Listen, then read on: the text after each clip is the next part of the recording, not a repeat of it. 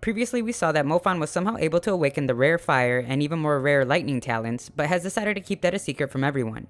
Mofan would later manage to rescue his classmates during a field trip, but the chief instructor would begin to wonder if Mofan is hiding something. The story continues as we see that 2 months have passed and Mofan credits his pendant with increasing his progress by 20%. He noticed that his classmate's level 1 fire magic barely damaged the wolf, but his level 2 fire magic did major damage. This makes him curious about what level 2 thunder magic will be able to do since thunder is the strongest element. He realizes that he isn't strong enough yet since he couldn't rely solely on magic in the fight and needs to improve faster. He remembers that his pendant will be able to upgrade itself if it is fed large amounts of energy, and if it gets to the spirit level, it would speed up his progress by 40%.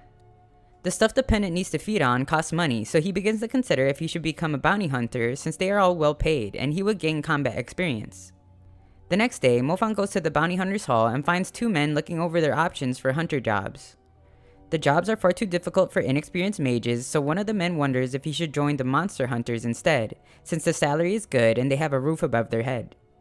The man is told that he would never be hired as the monster hunters only hire the best of the best. Mofan sees that there are a lot of people attempting to join the monster hunters and is told to not bother interviewing since it would only be a waste of time. Someone as young as Mofan wouldn't stand a chance since the hunters fight real monsters. However, the man explains that what is most important is the talent you have, and if someone has the fire talent, they might have a better chance at being hired even if they are very inexperienced. Mofan asks about those who have the lightning talent, and the man can only laugh since only 1 in 1,000 get that talent. He explains that every team would want them regardless of experience, but they wouldn't even need to go to the hall since the rich and powerful would have snapped them up already. We then see that the monster hunters are becoming frustrated with the weak applicants they are seeing, as their leader only wants powerful, experienced, elite mages. The man from earlier waits in the interview line and is disappointed to see Mofan in the line as well since he knows that it's his first time at the hall. When questioned, Mofan lies and tells them that he has already graduated and that his name is Fanmo.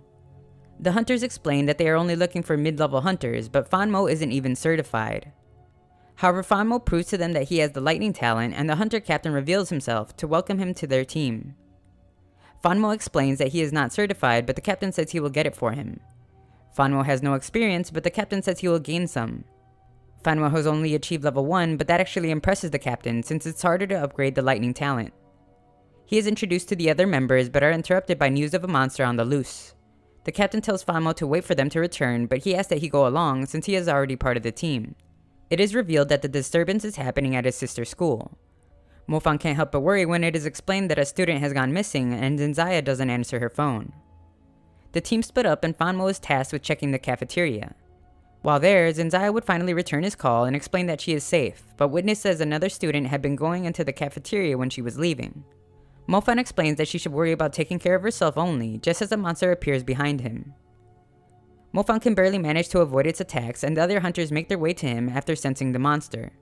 There is nowhere for Mofan to run, so he determines he must fight it. Just as the monster unleashes its attack, the rest of the team arrive and demonstrate their difference in strength and experience. The captain uses level 3 fire magic to deal massive damage, putting the monster down. However, Sayaki becomes a bit careless and isn't able to defend Chai in time, but Fanmo's lightning ability saves her. The captain is furious with Sayaki for not being prepared since it's her responsibility to protect the others using her water talent. Fanmo is then praised for his quick reaction and promoted to a full-time member of the team.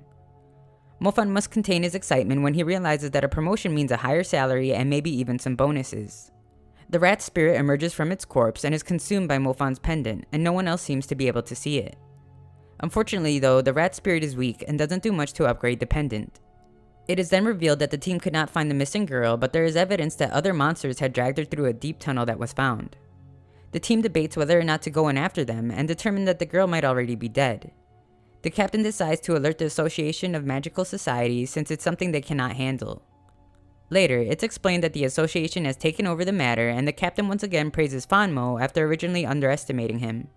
They tease Chai for owing her life to him, but determine Fanmo must already be taken since they found his phone with dozens of missed calls from a girl. That night, it is revealed to have been his sister calling since she had heard the fight over the phone and was worried sick. He reassures her that he can take care of himself and gives her a play-by-play of his victorious battle. The next day, Fanmo receives his first check and it is explained that their decisive action has earned them a bonus.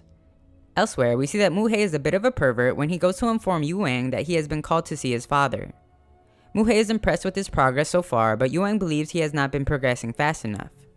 Muhei explains that he has reached level 2 magic much faster than his peers and won't be long before reaching level 3. Yuang is growing impatient though, since that will take at least a year, and compares himself to Ningsu. Muhei reminds him though that Ningsu is an exceptional person and he should not compare himself to her.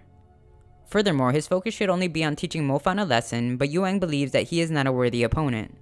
When speaking to his father, Yuang explains that he wishes he had chosen a more worthy opponent. Mizao agrees that it is beneath him to duel with a loser like Mofan, but explains that it is what the principal wanted. Furthermore, it is what must be done as his first step in controlling the city, and this captures his interest.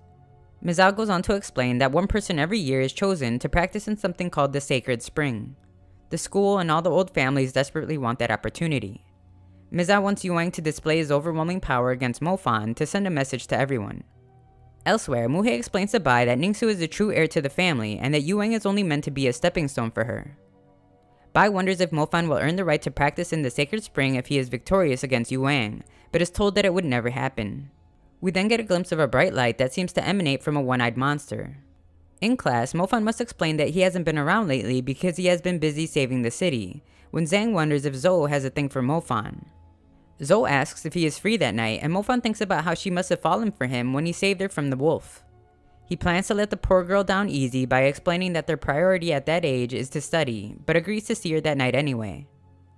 That night, he wonders how odd of a place that is for a first date, and Zhou explains that is where the tremors had occurred. Her grandmother has been feeling nightly tremors coming from there, and the place is believed to be haunted, but she refuses to move. The reason Zhou asked Mofan to come was so that he could investigate, since he is the top-ranked mage in school, which seems to disappoint him a bit. He makes his way into the abandoned building and thinks about how she was smart to ask him for help, since he is one of the monster hunters and has managed to bag 8 to 9 monsters so far. He uses some revealing powder to see footsteps of a monster, and Zhou wonders if they should inform a hunter, but Mofan knows that won't be necessary. Just then, the one-eyed wolf monster appears as it's finished up a meal, and Zhou is terrified as the two of them are only students with no chance of fighting it. This wolf is twice as big as the ones that have been shown in class, and Mofan explains that there are several homeless there that the wolf may have been feeding on. Zhou wants to run away, so Mofan tells her to go to her grandmother, evacuate her block, and call the police there. Zhou doesn't wait though and begins to call the cops there, which only manages to attract the monster. Mofan tells her to follow through with his instructions, but she doesn't want to leave him to die. He manages to convince her though, and is left to fight the monster alone. This wolf is much stronger than the one before, and Mofan only manages to survive its attack because of his magical armor.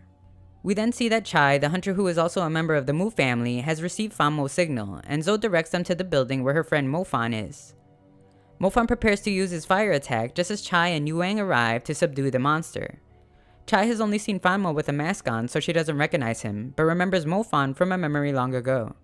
She explains how he is the one that insulted the Mu family to Yuang, and he can't believe how much of a coward he is for running without hesitation.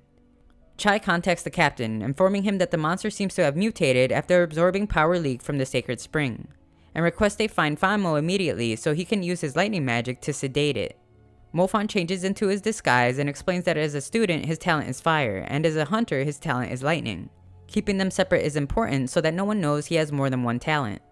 The captain requires that everyone focus since the mutated wolf can kill them all in an instant.